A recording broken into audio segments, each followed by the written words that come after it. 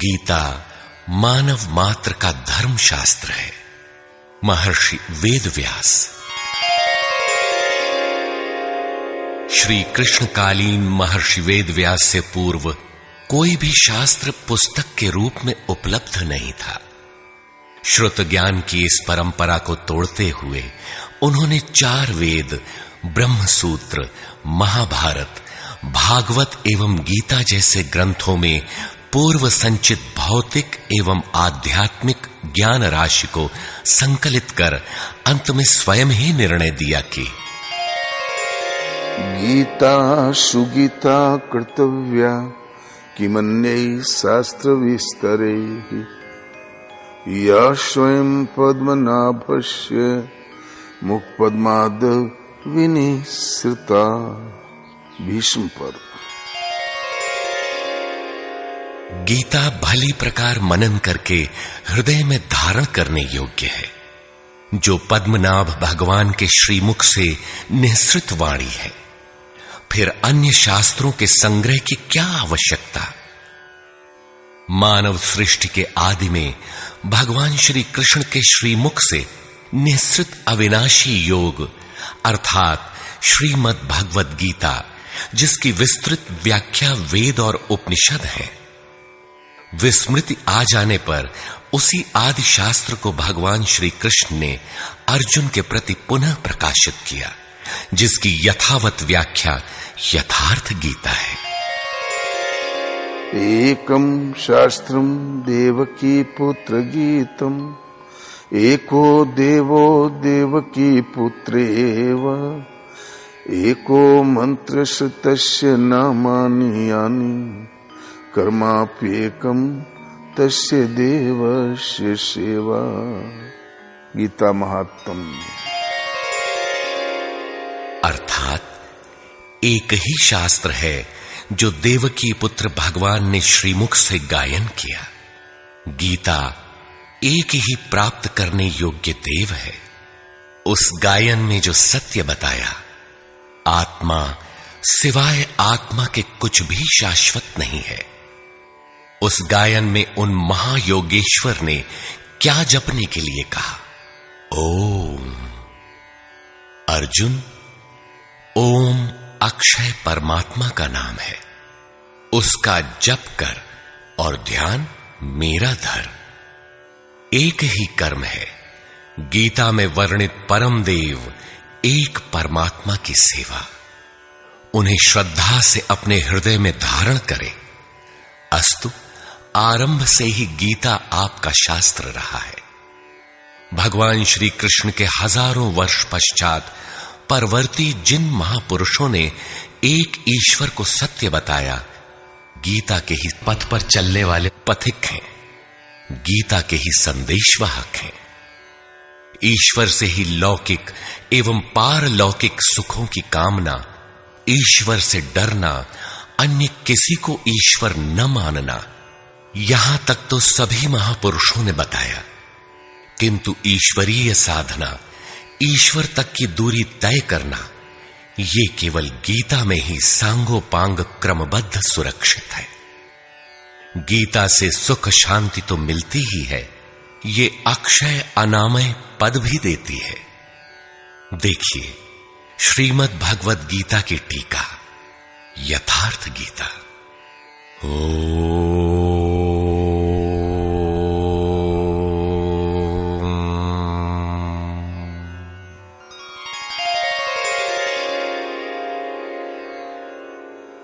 धर्म सिद्धांत 1।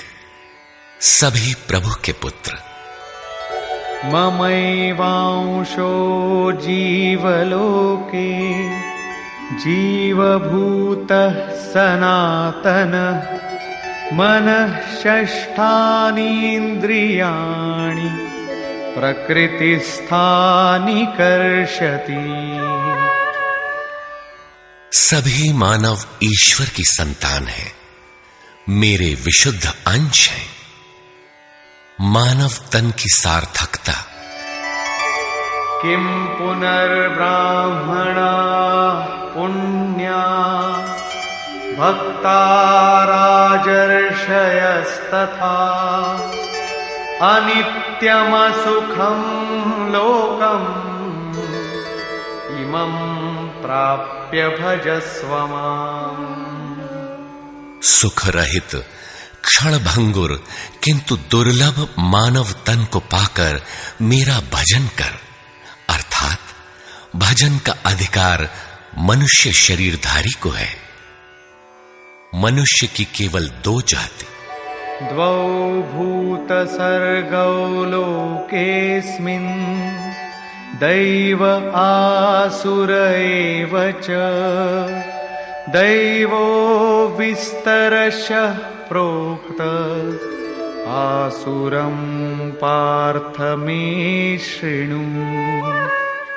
मनुष्य केवल दो प्रकार के हैं, देवता और असुर। जिसके हृदय में दैवी संपत्ति कार्य करती है वो देवता है, तथा जिसके हृदय में आसुरी संपत्ति कार्य करती है वो असुर है। तीसरी कोई अन्य जाति सृष्टि में नहीं है। हर कामना ईश्वर से सुलभ। त्रैविद्या मां सोमपाः पूतपापा यज्ञैरिष्ट्वा स्वर्गतिं प्रार्थयन्ते। ते पुण्यमासाद्य सुरेन्द्रलोकम् अश्नन्ति दिव्यान् दिवि देवभोगान्। मुझे भजकर लोग स्वर्ग तक की कामना करते हैं, मैं उन्हें देता हूं। अर्थात सब कुछ एक परमात्मा से सुलभ है। भगवान की शरण से पापों का नाश। अपि चेदसि पापेभ्यः सर्वेभ्यः पापकृत्तमः सर्वं ज्ञानप्लवेनैव वृजिनं सन्तरिष्यसि। संपूर्ण पापियों से अधिक पाप करने वाला भी ज्ञान रूपी नौका द्वारा निस्संदेह पार हो जाएगा। ज्ञान अध्यात्मज्ञाननित्यत्वम् तत्त्वज्ञानार्थदर्शनम् एतज्ज्ञानमिति प्रोक्तम् अज्ञानं यदतोऽन्यथा। आत्मा के आधिपत्य में आचरण, तत्व के अर्थ रूप मुझ परमात्मा का प्रत्यक्ष दर्शन ज्ञान है, और इसके अतिरिक्त जो कुछ भी है अज्ञान है। अतः ईश्वर की प्रत्यक्ष जानकारी ही ज्ञान है। भजन का अधिकार सबको। अपि चेत् सुदुराचारो भजते मामनन्यभाक् साधुरेव समन्तव्यः सम्यग् व्यवसितो हि सः। क्षिप्रं भवति धर्मात्मा शश्वच्छान्तिं निगच्छति कौन्तेय प्रतिजानीहि न मे भक्तः प्रणश्यति। अत्यंत दुराचारी भी मेरा भजन करके शीघ्र ही धर्मात्मा हो जाता है एवं सदा रहने वाली शाश्वत शांति को प्राप्त कर लेता है। अतः धर्मात्मा वो है जो एक परमात्मा के प्रति समर्पित है, और भजन करने का अधिकार दुराचारी तक को है। भगवत पथ में बीज का नाश नहीं। नेहाभिक्रमनाशोऽस्ति प्रत्यवायो न विद्यते स्वल्पमप्यस्य धर्मस्य त्रायते महतो भयात्। धर्म अर्थात आत्मदर्शन की क्रिया का स्वल्प आचरण भी जन्म मरण के महान भय से उद्धार करने वाला होता है। धर्म अपरिवर्तनशील है। ईश्वर का निवास। ईश्वरः सर्वभूतानां हृद्देशेऽर्जुन तिष्ठति भ्रामयन् सर्वभूतानि यन्त्रारूढानि मायया। ईश्वर सभी भूत प्राणियों के हृदय में रहता है, तो शरण किसकी जाएं? तमेव शरणं गच्छ सर्वभावेन भारत तत्प्रसादात् परां शान्तिं स्थानं प्राप्स्यसि शाश्वतम्। संपूर्ण भाव से उस हृदयस्थ एक परमात्मा की शरण में जाओ, जिसकी कृपा से तू परम शांति शाश्वत परम धाम को प्राप्त होगा। यज्ञ।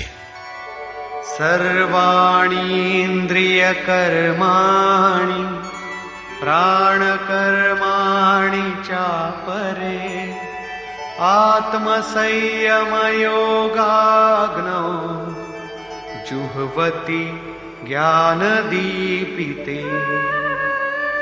संपूर्ण इंद्रियों के व्यापार को, मन की चेष्टाओं को ज्ञान से प्रकाशित हुई आत्मा में संयम रूपी योगाग्नि में हवन करते हैं। अपाने जुह्वति प्राणं प्राणे पानं तथा परे प्राणापानगतिरुद्ध्वा प्राणायाम परायणा। बहुत से योगी श्वास को प्रश्वास में हवन करते हैं और बहुत से प्रश्वास को श्वास में। इससे उन्नत अवस्था होने पर अन्य श्वास प्रश्वास की गति रोककर प्राणायाम परायण हो जाते हैं। इस प्रकार योग साधना की विधि विशेष का नाम यज्ञ है। उस यज्ञ को कार्य रूप देना कर्म है। कर्म। एवं बहुविधा यज्ञा वितता ब्रह्मणो मुखे कर्मजान् विद्धितान् सर्वान् एवं ज्ञात्वा विमोक्ष्यसे। इस प्रकार बहुत से यज्ञ, जैसे श्वास का प्रश्वास में हवन, प्रश्वास का श्वास में हवन, श्वास प्रश्वास का निरोध कर प्राणायाम के परायण होना इत्यादि यज्ञ जिस आचरण से पूर्ण होता है, उस आचरण का नाम कर्म है। कर्म माने आराधना, कर्म माने चिंतन। योग साधना पद्धति का नाम यज्ञ है। विकर्म। विकर्म का अर्थ विकल्प शून्य कर्म है। प्राप्ति के पश्चात महापुरुषों के कर्म विकल्प शून्य होते हैं। आत्मस्थित, आत्मतृप्त, आप्त काम महापुरुषों को न तो कर्म करने से कोई लाभ है और न छोड़ने से कोई हानि ही है। फिर भी वे पीछे वालों के हित के लिए कर्म करते हैं। ऐसा कर्म विकल्प शून्य है, विशुद्ध है, और यही कर्म विकर्म कहलाता है। यज्ञ करने का अधिकार। यज्ञशिष्टामृत भुजो यान्ति ब्रह्म सनातनम् नायं लोकोऽस्त्ययज्ञस्य कुतोऽन्यः कुरु सत्तम। यज्ञ न करने वालों को दोबारा मनुष्य शरीर भी नहीं मिलता। अर्थात यज्ञ करने का अधिकार उन सब को है जिन्हें मनुष्य शरीर मिला है। ईश्वर देखा जा सकता है। भक्त्या त्वनन्यया शक्य अहमेवं विधोऽर्जुन ज्ञातुं द्रष्टुं च तत्त्वेन प्रवेष्टुं च परन्तप। अनन्य भक्ति के द्वारा मैं प्रत्यक्ष देखने, जानने तथा प्रवेश करने के लिए भी सुलभ हूं। आश्चर्यवत् पश्यति कश्चिदेनम् आश्चर्यवद् वदति तथैव चान्यः आश्चर्यवच्चैनमन्यः शृणोति श्रुत्वाप्येनं वेद न चैव कश्चित्। इस अविनाशी आत्मा को कोई विरला ही आश्चर्य की तरह देखता है, आश्चर्य की तरह उपदेश करता है, और कोई विरला ही इसे आश्चर्य की तरह सुनता है। अर्थात ये प्रत्यक्ष दर्शन है। आत्मा ही सत्य है, सनातन है। अच्छेद्योऽयमदाह्योऽयम् अक्लेद्यो शोष्य एव च नित्यः सर्वगतः स्थाणुः अचलोऽयं सनातनः। ये आत्मा सर्वव्यापक, अचल, स्थिर रहने वाला और सनातन है। आत्मा ही सत्य है। विधाता और उससे उत्पन्न सृष्टि नश्वर है। आब्रह्म भुवनाल्लोकाः पुनरावर्तिनोऽर्जुन मामुपेत्य तु कौन्तेय पुनर्जन्म न विद्यते। ब्रह्मा और उससे निर्मित सृष्टि, देवता और दानव दुखों की खानी, क्षणभंगुर और नश्वर है, किंतु मेरा भक्त कभी नष्ट नहीं होता। भजन एक परमात्मा का करना चाहिए। देव पूजा। कामैस्तैस्तैर्हितज्ञानाः प्रपद्यन्तेऽन्यदेवताः तन्तन्नियममास्थाय प्रकृत्या नियताः स्वया। कामनाओं से जिनकी बुद्धि आक्रांत है, ऐसे मूढ़ बुद्धि ही परमात्मा के अतिरिक्त अन्य देवताओं की पूजा करते हैं। येऽप्यन्य देवता भक्ता यजन्ते श्रद्धयान्विताः तेऽपि मामेव कौन्तेय यजन्त्यविधिपूर्वकम्। देवताओं को पूजने वाला मेरी ही पूजा करता है, किंतु वह पूजन अविधि पूर्वक है, इसलिए नष्ट हो जाता है। यजन्ते सात्विका देवान् यक्षरक्षांसि राजसाः प्रेतान् भूतगणांश्चान्ये यजन्ते तामसा जनाः। अर्जुन, शास्त्र विधि को त्याग कर भजने वाले सात्विक श्रद्धा वाले देवताओं को, राजस पुरुष यक्ष राक्षसों को और तामस पुरुष भूत प्रेतों को पूजते हैं, किंतु कर्षयन्तः शरीरस्थम् भूतग्राममचेतसः मां चैवान्तः शरीरस्थम् तान् विद्यासुरनिश्चयान्। वे शरीर रूप से स्थित भूत समुदाय और अंतर्यामी रूप में स्थित मुझ परमात्मा को कृश करने वाले हैं। उनको तू असुर जान, अर्थात देवताओं को पूजने वाले भी आसुरी वृत्ति के अंतर्गत हैं। अधम। तानहं द्विषतः क्रूरान् संसारेषु नराधमान् क्षिपाम्यजस्रमशुभान् आसुरीष्वेव योनिषु। जो यज्ञ की नियत विधि छोड़ कल्पित विधियों से यजन करते हैं, वे ही क्रूर कर्मी, पापाचारी तथा मनुष्यों में अधम है, अन्य कोई अधम नहीं है। नियत विधि क्या है? ओमित्येकाक्षरं ब्रह्म व्याहरन् मामनुस्मरन् यः प्रयाति त्यजन् देहं स याति परमां गतिम्। ओम, जो अक्षय ब्रह्म का परिचायक है, उसका जप तथा मुझ एक परमात्मा का स्मरण, तत्वदर्शी महापुरुष के संरक्षण में ध्यान।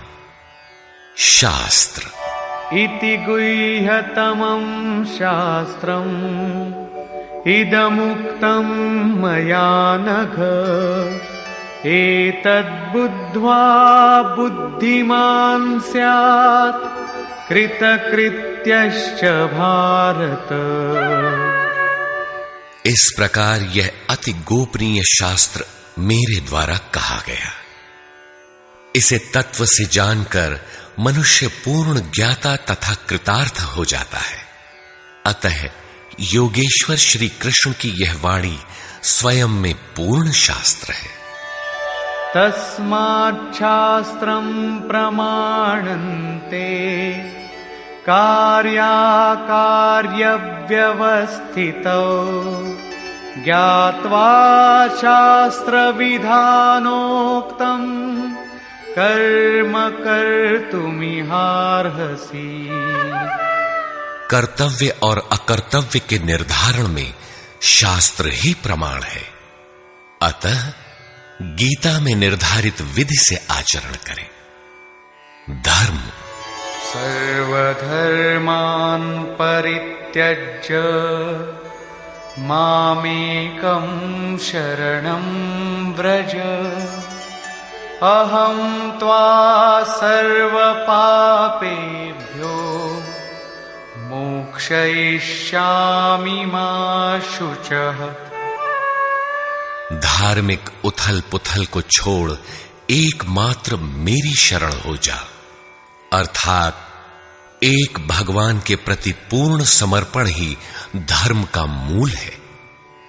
उस प्रभु को पाने की नियत विधि का आचरण ही धर्माचरण है, और जो उसे करता है वो अत्यंत पापी भी शीघ्र धर्मात्मा हो जाता है। धर्म प्राप्त कहां से करें? ब्रह्मणो हि प्रतिष्ठाहम् अमृतस्याव्ययस्य च शाश्वतस्य च धर्मस्य सुखस्यैकान्तिकस्य च। उस अविनाशी ब्रह्म का, अमृत का, शाश्वत धर्म का और अखंड एक रस आनंद का मैं ही आश्रय हूं, अर्थात परमात्म स्थित सद्गुरु ही इन सब का आश्रय है। नोट: विश्व के सारे धर्मों की सत्यधारा एक ईश्वर गीता का ही प्रसारण है।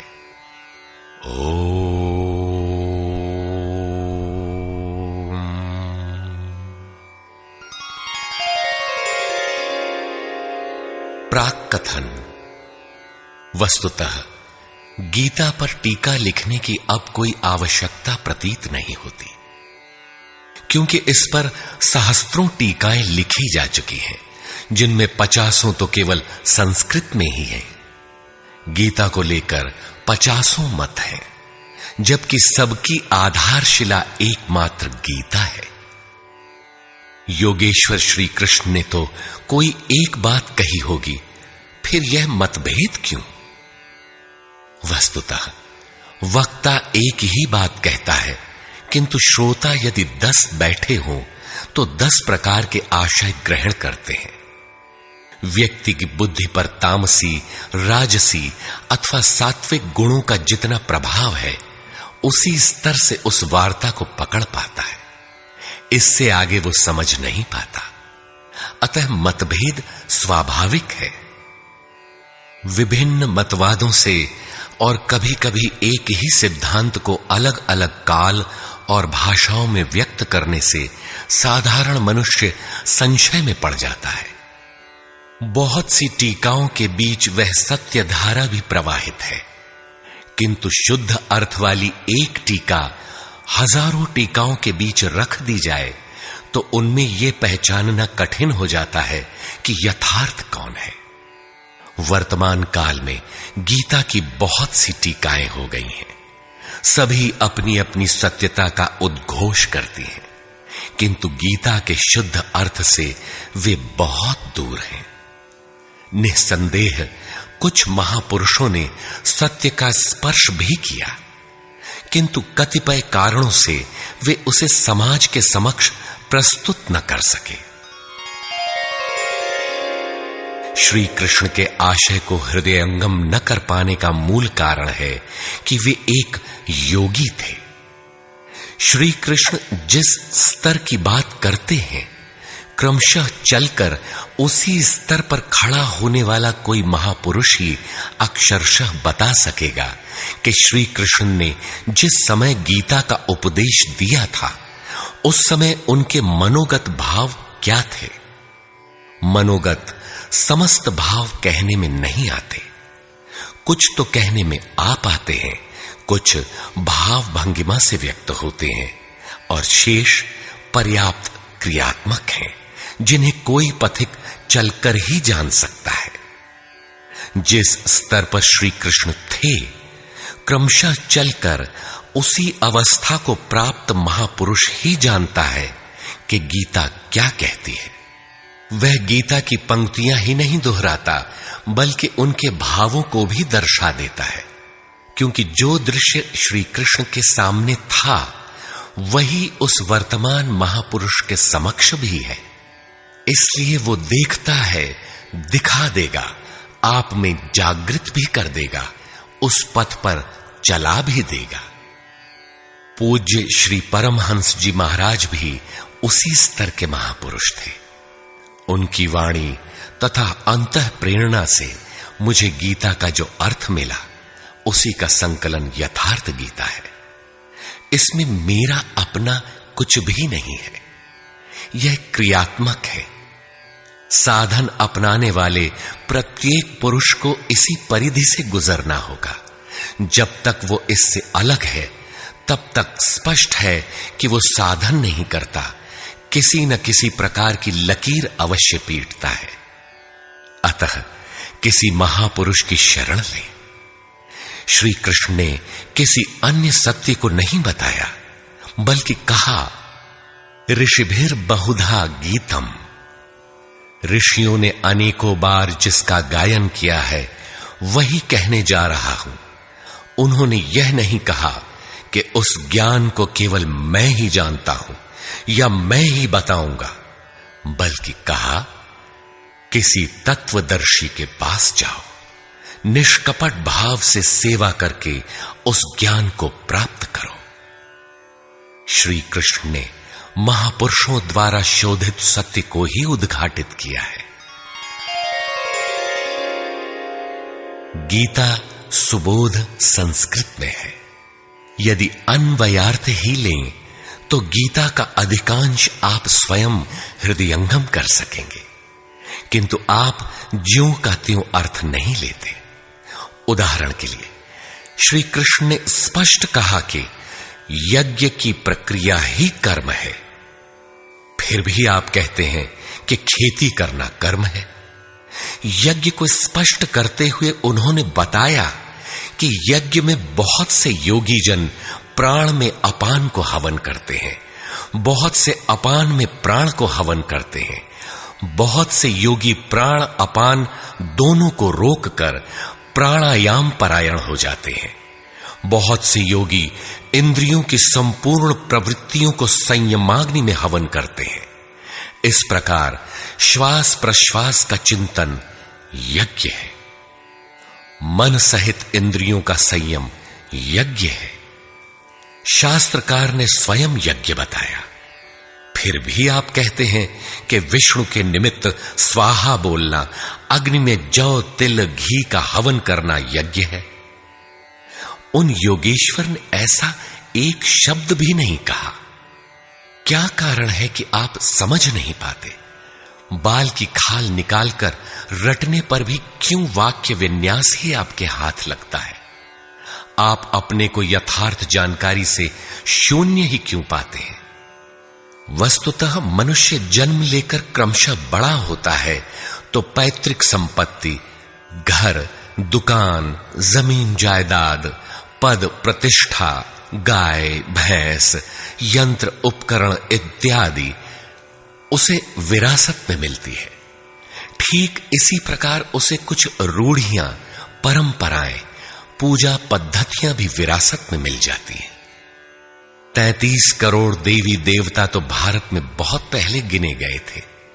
विश्व में उनके अनगिनत रूप हैं। शिशु ज्यों-ज्यों बड़ा होता है, अपने माता पिता, भाई बहन, पास पड़ोस में इनकी पूजा देखता है। परिवार में प्रचलित पूजा पद्धतियों की अमिट छाप उसके मस्तिष्क पर पड़ जाती है। देवी की पूजा मिली तो जीवन भर देवी देवी रटता है। परिवार में भूत पूजा मिली तो भूत भूत रटता है। कोई शिव तो कोई कृष्ण तो कोई कुछ पकड़े ही रहता है। उन्हें वो छोड़ नहीं सकता। ऐसे भ्रांत पुरुष को गीता जैसा कल्याणकारी शास्त्र मिल भी जाए तो वो उसे नहीं समझ सकता। पैतृक संपदा को कदाचित वो छोड़ भी सकता है, किंतु इन रूढ़ियों और मजहबी पचड़ों को नहीं मिटा सकता। पैतृक संपत्ति को हटाकर आप हजारों मील दूर जा सकते हैं, किंतु दिल दिमाग में अंकित ये रूढ़िगत विचार वहां भी आपका पिंड नहीं छोड़ते। आप सिर काटकर अलग तो नहीं रख सकते। अतः आप यथार्थ शास्त्र को भी उन्हीं रूढ़ियों, रीति रिवाजों, मान्यताओं और पूजा पद्धतियों के अनुरूप ढाल कर देखना चाहते हैं। यदि उनके अनुरूप बात ढलती है, वार्ता का क्रम बैठता है, तो आप उसे सही मानते हैं, और नहीं ढलती तो गलत मानते हैं।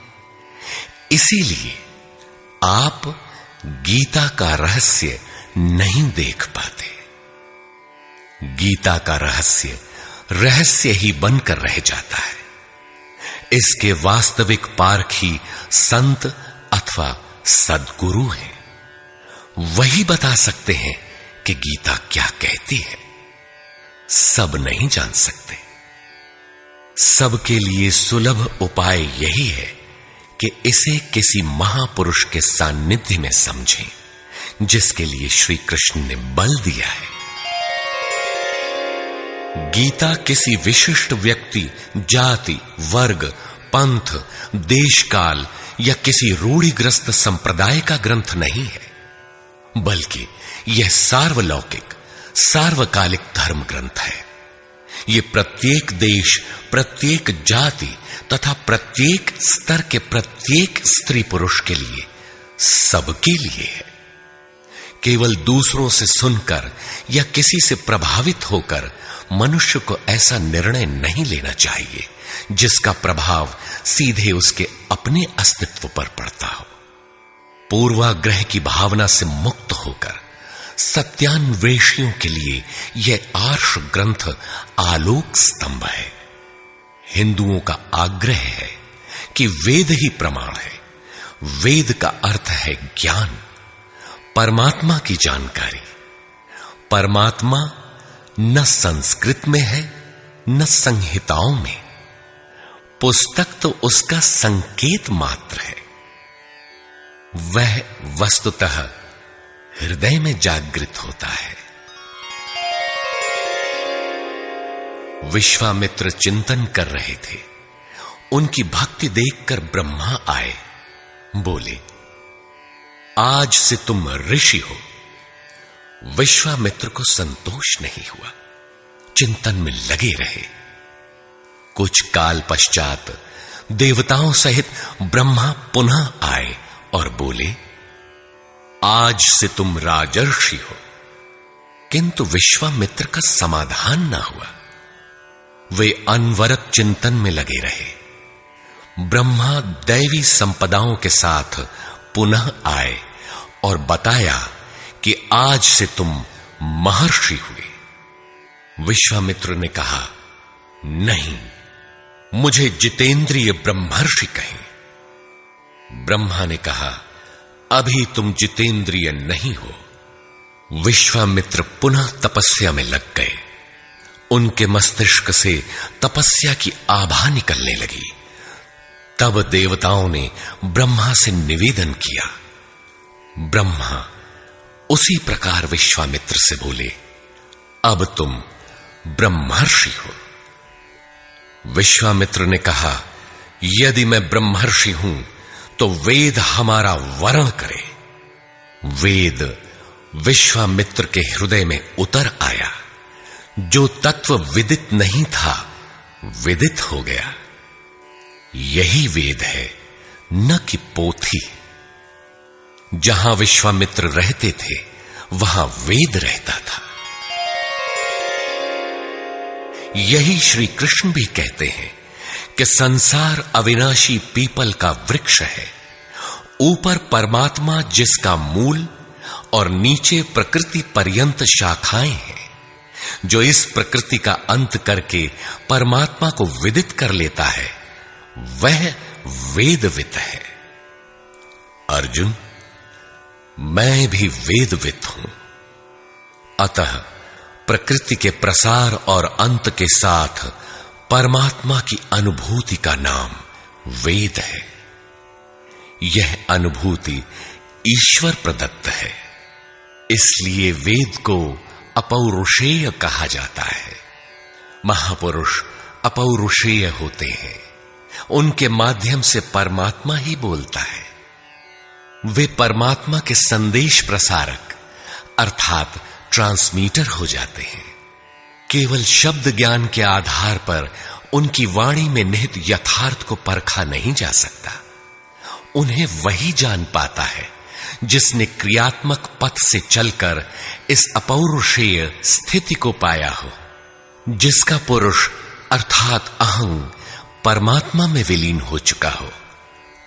वस्तुतः वेद अपौरुषेय है, किंतु बोलने वाले 100-150 महापुरुष ही थे।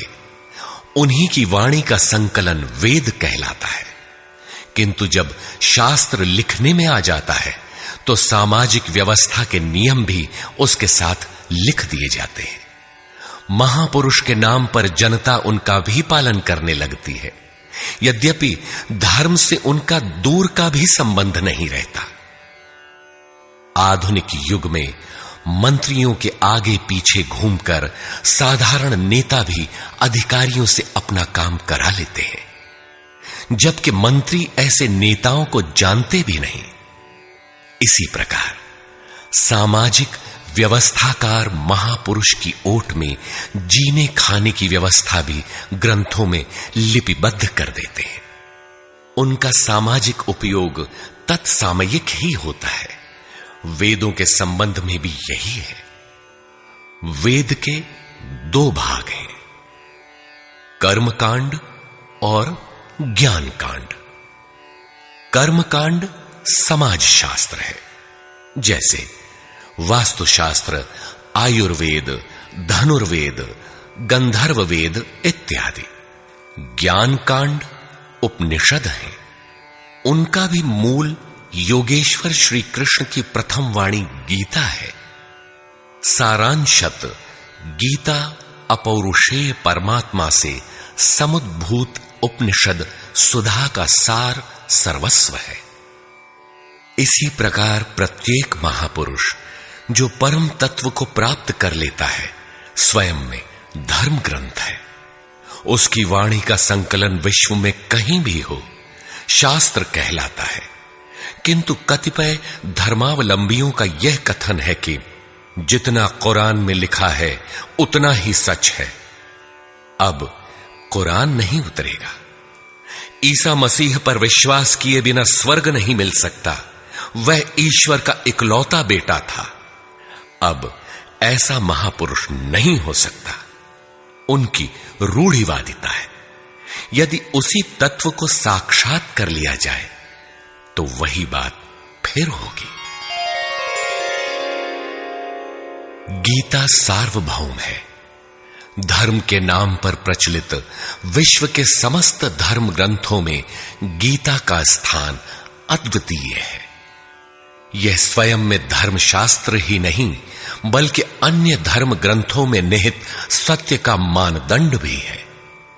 गीता वह कसौटी है जिस पर प्रत्येक धर्म ग्रंथ में अनुस्यूत सत्य अनावृत हो उठता है। परस्पर विरोधी कथनों का समाधान निकल आता है। प्रत्येक धर्म ग्रंथ में संसार में जीने खाने की कला और कर्म कांडों का बाहुल्य है। जीवन को आकर्षक बनाने के लिए उन्हें करने तथा न करने के रोचक भयानक वर्णनों से धर्म ग्रंथ भरे पड़े हैं। कर्म कांडों की इसी परंपरा को जनता धर्म समझने लगती है। जीवन निर्वाह की कला के लिए निर्मित पूजा पद्धतियों में देश काल और परिस्थितियों के अनुसार परिवर्तन स्वाभाविक है। धर्म के नाम पर समाज में कलह का यही एकमात्र कारण है। गीता इन क्षणिक व्यवस्थाओं से ऊपर उठकर आत्मिक पूर्णता में प्रतिष्ठित करने का क्रियात्मक अनुशीलन है, जिसका एक भी श्लोक भौतिक जीवन यापन के लिए नहीं है। इसका प्रत्येक श्लोक आपसे आंतरिक युद्ध आराधना की मांग करता है।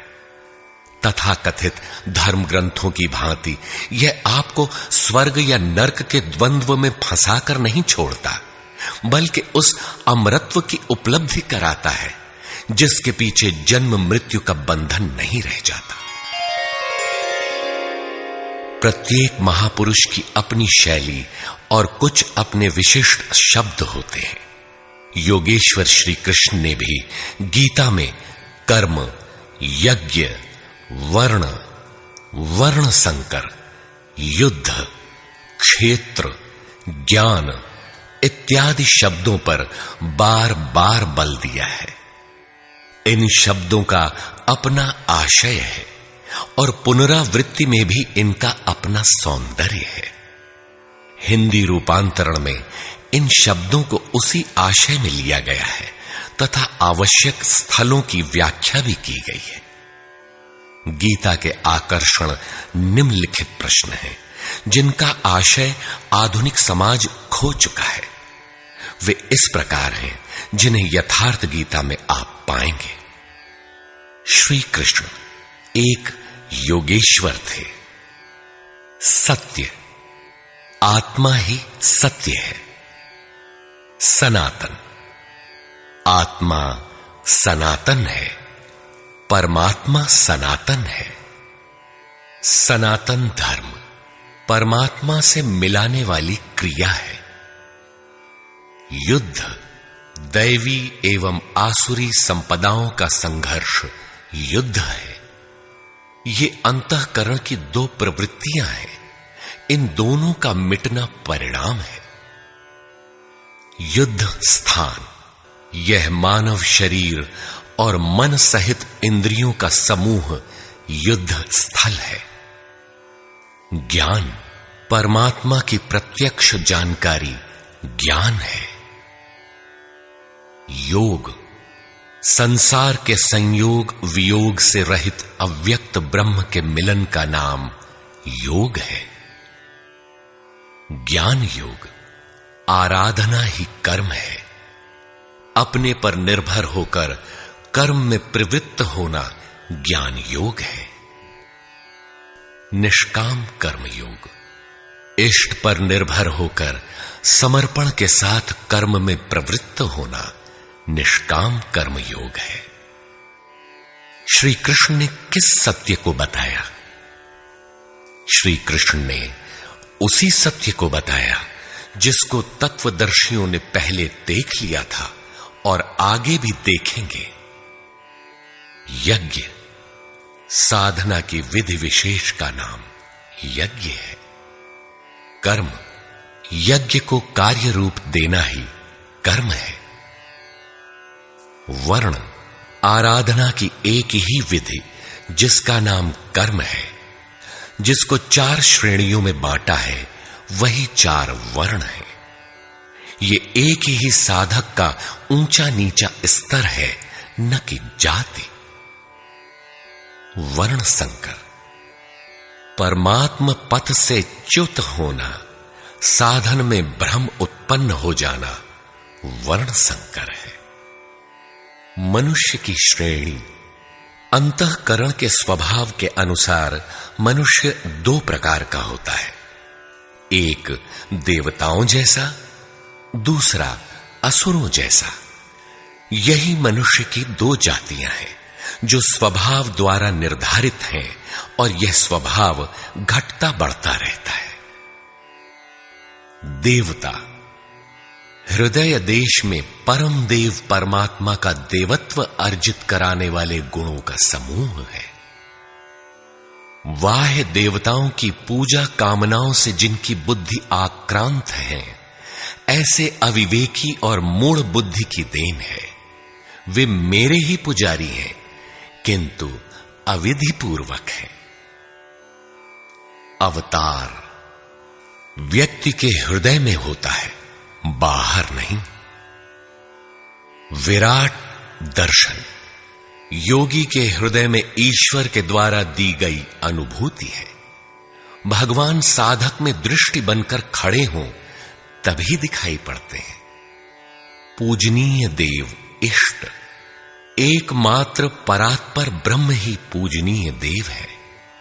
उसे खोजने का स्थान हृदय देश है। उसकी प्राप्ति का स्रोत उसी अव्यक्त स्वरूप में स्थित प्राप्ति वाले महापुरुष के द्वारा है। अब इनमें से योगेश्वर श्री कृष्ण का स्वरूप समझने के लिए अध्याय 3 तक आपको पढ़ना होगा, और अध्याय 13 तक आप स्पष्ट समझने लगेंगे कि श्री कृष्ण योगी थे। अध्याय 2 से ही सत्य निखर जाएगा। सनातन और सत्य एक दूसरे के पूरक हैं। ये अध्याय 2 से ही स्पष्ट होगा, वैसे पूर्ति पर्यंत चलेगा। युद्ध अध्याय 4 तक स्पष्ट होने लगेगा। 11 तक संशय निर्मूल हो जाएगा। वैसे अध्याय 16 तक देखना चाहिए। युद्ध स्थल के लिए अध्याय 13 बार बार देखें। ज्ञान अध्याय 4 से स्पष्ट होगा, तथा अध्याय 13 में भली प्रकार समझ में आएगा कि प्रत्यक्ष दर्शन का नाम ज्ञान है। योग अध्याय 6 तक आप समझ सकेंगे। वैसे पूर्ति पर्यंत योग के विभिन्न अंशों की परिभाषा है। ज्ञान योग अध्याय 3 से 6 तक स्पष्ट हो जाएगा। आगे देखने की कोई विशेष आवश्यकता नहीं है। निष्काम कर्म योग अध्याय 2 से आरंभ होकर पूर्ति पर्यंत है। यज्ञ आप अध्याय 3 से 4 तक पढ़ें, स्पष्ट हो जाएगा। कर्म का नाम अध्याय 2/39 में प्रथम बार लिया गया है। इसी श्लोक से अध्याय 4 तक पढ़ लें तो स्पष्ट हो जाएगा कि कर्म का अर्थ आराधना भजन क्यों है। अध्याय 16 और 17 यह विचार स्थिर कर देता है कि यही सत्य है। वर्ण संकर अध्याय 3 में और अवतार अध्याय 4 में स्पष्ट हो जाएगा। वर्ण व्यवस्था के लिए अध्याय 18 देखना होगा। वैसे संकेत अध्याय 3 और 4 में भी है। मनुष्य की देवासुर जातियों के लिए अध्याय 16 द्रष्टव्य है। विराट दर्शन अध्याय 10 से 11 तक स्पष्ट हो गया है। अध्याय 7, 9 और 15 में भी इस पर प्रकाश डाला गया है। अध्याय 7, 9 और 17 में बाह्य देवताओं की अस्तित्वहीनता स्पष्ट हो जाती है। परमात्मा के पूजन की स्थली हृदय देश ही है, जिसमें ध्यान, श्वास प्रश्वास के चिंतन इत्यादि की क्रियाएं जो एकांत में बैठकर की जाती हैं। अध्याय 3, 4, 6 और 18 में स्पष्ट है। बहुत सोचने विचारने से क्या प्रयोजन है? यदि अध्याय 6 तक ही अध्ययन कर लें तो भी यथार्थ गीता का मूल आशय आपकी समझ में आ जाएगा। गीता जीविका संग्राम का साधन नहीं, अपितु जीवन संग्राम में शाश्वत विजय का क्रियात्मक प्रशिक्षण है। इसलिए युद्ध ग्रंथ है जो वास्तविक विजय दिलाता है, किंतु गीतोक्त युद्ध तलवार, धनुष, वाण, गदा और फरसे से लड़ा जाने वाला सांसारिक युद्ध नहीं है और न इन युद्धों में शाश्वत विजय निहित है। ये सत्सत प्रवृत्तियों का संघर्ष है जिनके रूपकात्मक वर्णन की परंपरा रही है। वेद में इंद्र और वृत्र, विद्या और अविद्या, पुराणों में देवासुर संग्राम, महाकाव्यों में राम और रावण, कौरव एवं पांडवों के संघर्ष को ही गीता में धर्म क्षेत्र और कुरुक्षेत्र, दैवी संपद एवं आसुरी संपद, सजातीय एवं विजातीय, सद्गुण एवं दुर्गुणों का संघर्ष कहा गया है। यह संघर्ष जहां होता है वह स्थान कहां है? गीता का धर्म क्षेत्र और कुरुक्षेत्र भारत का कोई भूखंड नहीं, बल्कि स्वयं गीताकार के शब्दों में इदं शरीरम कौन्तेय क्षेत्रमित्यभिधीयते। कौन्तेय, यह शरीर ही एक क्षेत्र है जिसमें बोया हुआ भला और बुरा बीज संस्कार रूप से सदैव उगता है। 10 इंद्रियां, मन, बुद्धि, चित्त, अहंकार, 5 विकार और 3 गुणों का विकार इस क्षेत्र का विस्तार है। प्रकृति से उत्पन्न इन 3 गुणों से विवश होकर मनुष्य को कर्म करना पड़ता है। वह क्षण मात्र भी कर्म किए बिना नहीं रह सकता। पुनरपि जननम पुनरपि मरणम पुनरपि जननी जठरे शयनम। जन्म जन्मांतरों से करते ही तो बीत रहा है, यही कुरुक्षेत्र है। सद्गुरु के माध्यम से साधना के सही दौर में पड़कर साधक जब परम धर्म परमात्मा की ओर अग्रसर होता है, तब यह क्षेत्र धर्म क्षेत्र बन जाता है। यह शरीर ही क्षेत्र है।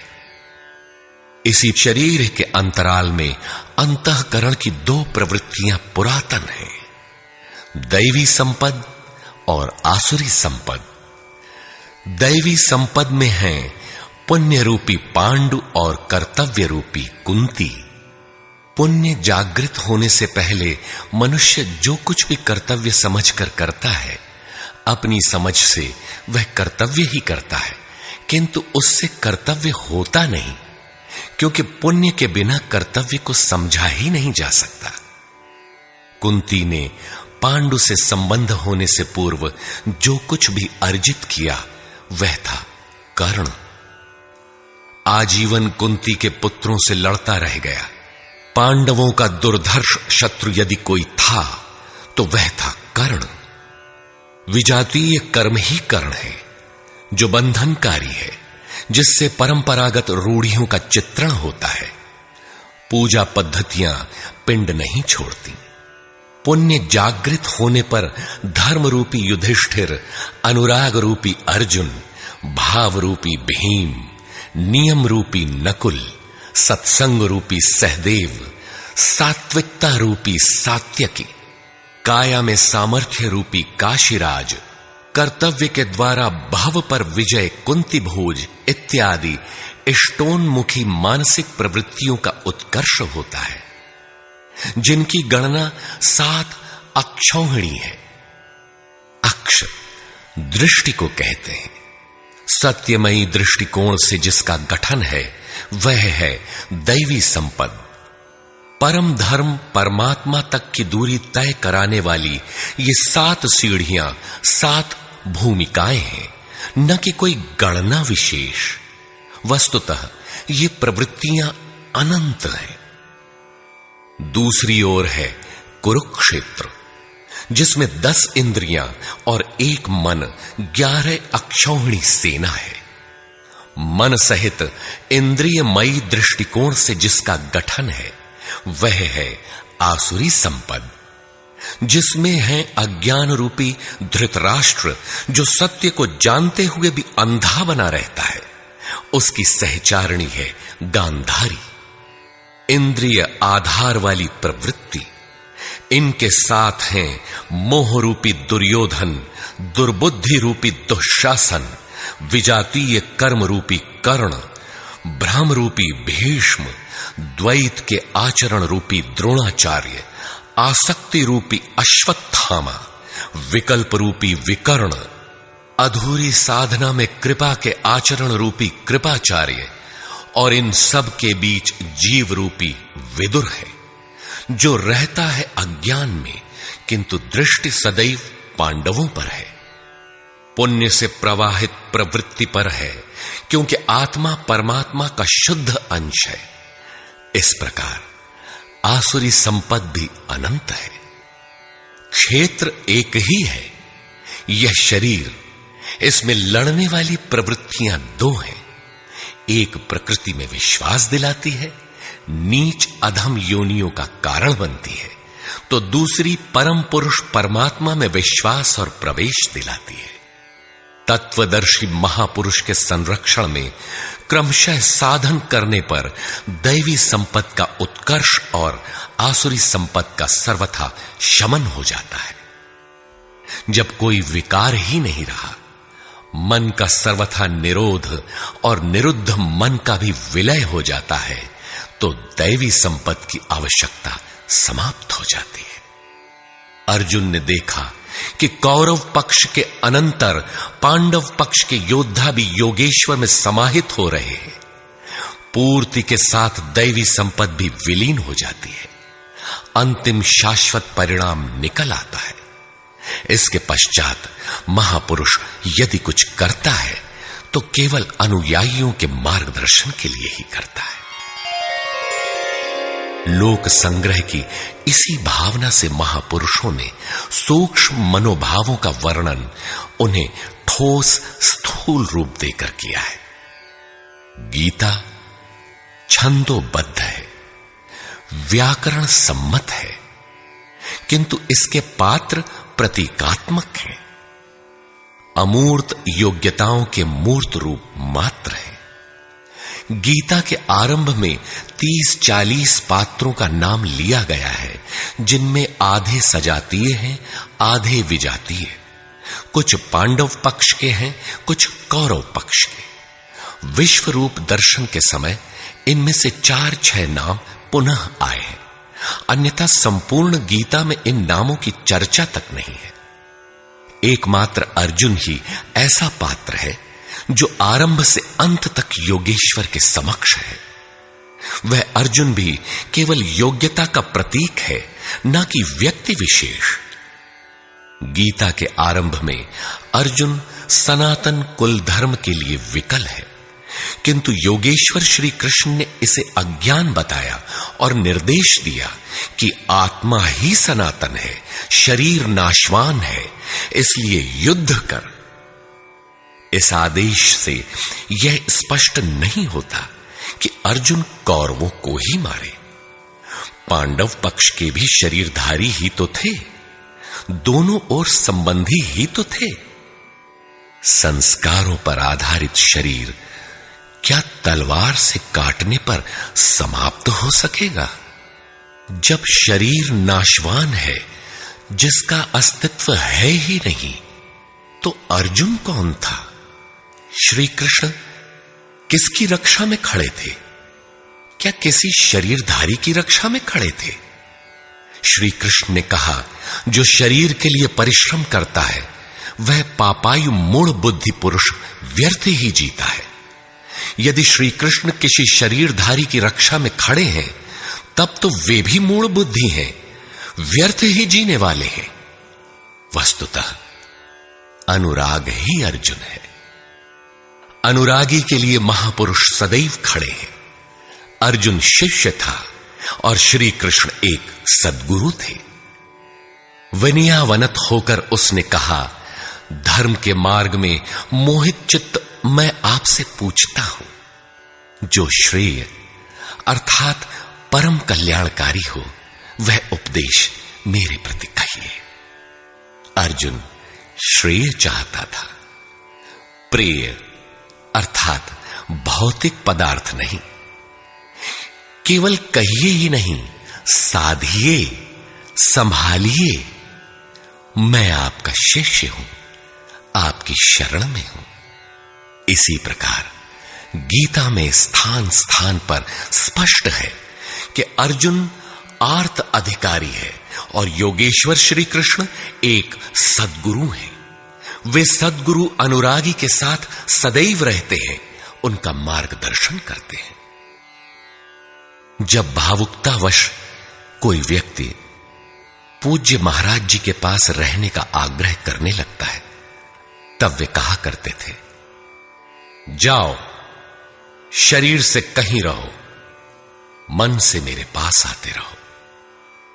प्रातः सायं राम शिव ओम किसी 1, 2, 2.5 अक्षर के नाम का जाप करो और मेरे स्वरूप का हृदय में ध्यान धरो। 1 मिनट भी स्वरूप पकड़ लोगे तो जिसका नाम भजन है वो मैं तुम्हें दूंगा। इससे अधिक पकड़ने लगोगे तो हृदय से रथी बनकर सदैव तुम्हारे साथ रहूंगा। जब सुरत पकड़ में आ जाती है तो इसके बाद महापुरुष इतना ही पास में रहते हैं जितना हाथ, पांव, नाक, कान इत्यादि आपके पास है। आप हजारों किलोमीटर दूर क्यों ना हो, वह सदैव समीप है। मन में विचारों के उठने से भी पहले वे मार्गदर्शन करने लग जाते हैं। अनुरागी के हृदय में वह महापुरुष सदैव आत्मा से अभिन्न होकर जागृत रहते हैं। अर्जुन अनुराग का प्रतीक है। गीता के 11वें अध्याय में योगेश्वर श्री कृष्ण का ऐश्वर्य देखने पर अर्जुन अपनी क्षुद्र त्रुटियों के लिए क्षमा याचना करने लगा। श्री कृष्ण ने क्षमा किया और याचना के अनुरूप सौम्य स्वरूप में आकर कहा, अर्जुन, मेरे स्वरूप को न पहले किसी ने देखा है और न भविष्य में कोई देख सकेगा। तब तो गीता हम लोगों के लिए व्यर्थ है, क्योंकि उस दर्शन की योग्यताएं अर्जुन तक सीमित रह गईं। जबकि उसी समय संजय देख रहा था, पहले भी उन्होंने कहा, बहुत से योगी जन ज्ञान रूपी तप से पवित्र होकर मेरे साक्षात स्वरूप को प्राप्त कर चुके हैं। अंततः वे महापुरुष कहना क्या चाहते हैं? वस्तुतः अनुराग ही अर्जुन है, जो आपके हृदय की भावना विशेष है। अनुराग विहीन पुरुष न कभी पूर्व में देख सका है और न ही अनुराग विहीन पुरुष भविष्य में कभी देख सकेगा। मिले ही न रघुपति बिनु अनुरागा, किए जोग तब ज्ञान बिरागा। अतः अर्जुन एक प्रतीक है। यदि प्रतीक नहीं है तो गीता का पीछा छोड़ दें। गीता आपके लिए नहीं है, क्योंकि उस दर्शन की योग्यता अर्जुन तक ही सीमित रह गई। अध्याय के अंत में योगेश्वर निर्णय देते हैं, अर्जुन, अनन्य भक्ति और श्रद्धा द्वारा मैं इस प्रकार प्रत्यक्ष देखने के लिए, अर्थात जैसा तूने देखा, तत्व से स्पष्ट जानने के लिए और प्रवेश करने के लिए भी सुलभ हूं। अनन्य भक्ति अनुराग का ही दूसरा रूप है और यही अर्जुन का स्वरूप भी है। अर्जुन पथिक का प्रतीक है। इस प्रकार गीता के पात्र प्रतीकात्मक हैं, यथा स्थान उनका संकेत है। रहे हो कोई ऐतिहासिक श्री कृष्ण और अर्जुन, निश्चय ही हुआ हो कोई विश्व युद्ध, किंतु गीता में भौतिक युद्ध का चित्रण कदापि नहीं है। उस ऐतिहासिक युद्ध के मुहाने पर घबराया तो था अर्जुन, न कि सेना। सेना तो लड़ने को तैयार खड़ी थी। क्या गीता का उपदेश देकर श्री कृष्ण ने सव्यसाची अर्जुन को सेना की योग्यता का बनाया? वस्तुतः साधन लिखने में नहीं आता, सब कुछ पढ़ लेने के बाद भी चलना शेष ही रहता है। यही प्रेरणा यथार्थ गीता है।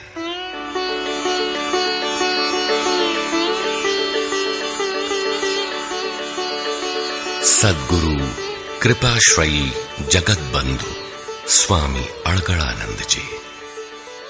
श्री गुरु पूर्णिमा 24 जुलाई 1983 ईस्वी।